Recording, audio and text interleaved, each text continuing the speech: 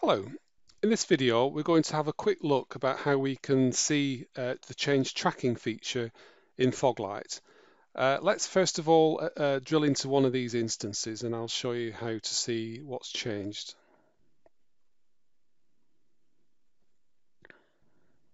So if, for example, you suddenly started to see some performance problems or you're asked to look at a particular instance to see if you can identify any issues, one of the things that's useful at this point is just to see what's changed, and we access that through the Advanced Analytics feature.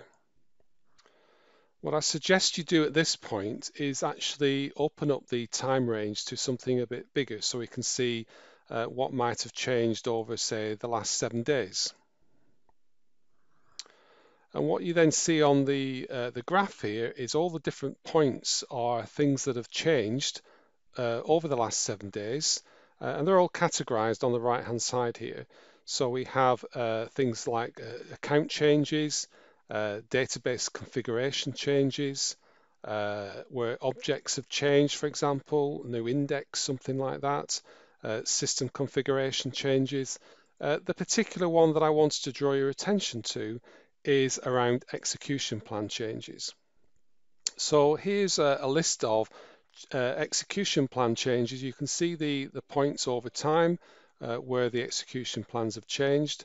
And as a user, you could search for example, a particular table for a particular query or something like that. Or you might just want to look at a particular change. Perhaps that corresponds to a performance impact, like if you saw something change on a particular day.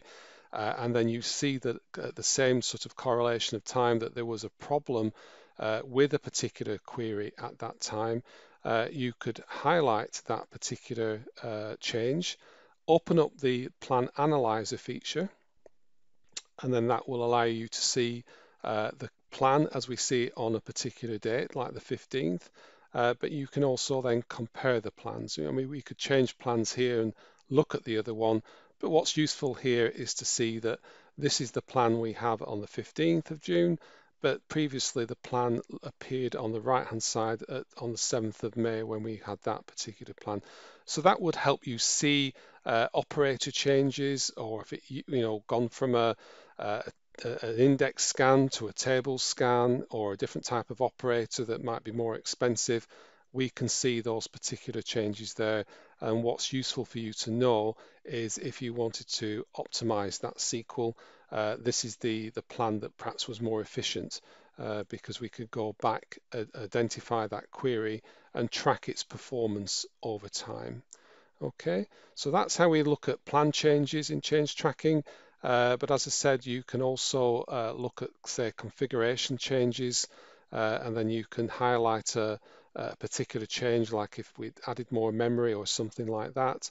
Or if we look at the database objects, for example, we can see where a particular object has been created, and see what the date and time is for that.